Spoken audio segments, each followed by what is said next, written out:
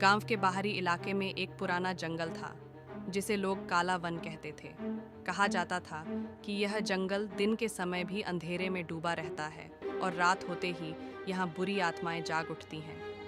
गांव वाले अक्सर इस जंगल के पास जाने से डरते थे, लेकिन एक दिन रवि नाम का एक युवक इस जंगल की सच्चाई जानने के लिए दिलेर हो गया। रवि की सबसे बड़ी कमजोरी थी, जो कुछ भी रहस्यमयी हो वह उसकी ओर खींचता था। एक रात जब गांव में सन्नाटा था और लोग अपने घरों में थे, रवि ने ठान लिया कि वह काले वन में जाएगा और वहां की डरावनी कहानियों का सच पता लगाएगा। जैसे ही रवि ने जंगल में प्रवेश किया, हवा की ठंडी लहरें उसके शरीर को शहद की तरह छूने लगीं। हवा में गंध भी अजीब सी थी, जैसे सड़न हो। रवि ने आगे बढ़ने का निर्णय लिया, लेकिन जैसे ही उसने एक कदम आगे बढ़ाया, उसे महसूस हुआ कि जैसे पूरा जंगल उसे देख रहा हो। पेड़ की शाखाएं किसी के हाथ की तरह हिल रही थीं और घनी चुप्प ने उसे और भी भयभीत कर दिया। कुछ दूर आगे बढ़ने पर रवि ने देखा कि एक पुराना जर्जर मंदिर खड़ा था। उसकी दीवारों पर अजीब सी मूर्तियां उकेरी गई थीं और उस मंदिर में घना अंधेरा था। रवि की धड़कन तेज हो गई, लेकिन उसकी जिज्ञासा ने उसे आगे बढ़ने पर मजबूर किया। वह मंदिर के अंदर गया और जैसे ही उसने मंदिर का दरवाजा खोला, एक तीव्र गंध ने उसकी नाक में घर कर लिया।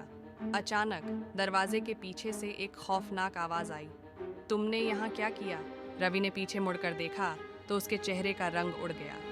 वहाँ खड़ी एक पुरानी और डरावनी महिला थी, जिसका चेहरा पूरी तरह से झुर्रियों और खून से सना हुआ था। उसकी आंखों में गहरा अंधकार था और उसकी हड्डियां खड़क रही थीं। महिला ने उसे देखा और कहा, यह स्थान मेरा है और तुमने इसका अपमान किया है।